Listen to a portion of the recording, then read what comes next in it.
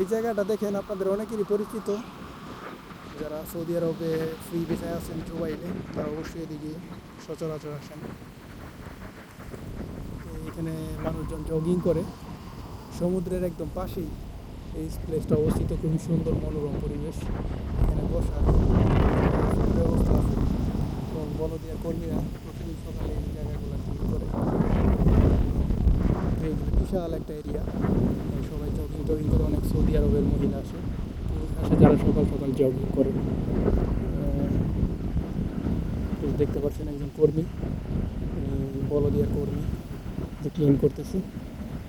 আমাদের দেশে অনেক ভাইয়েরা এইখানে এই চাকরি টাকরি করে ক্লিনিংয়ের, বলদিয়াতে সরকারিভাবে, সৌদি আরবে সরকারি কর্মচারী।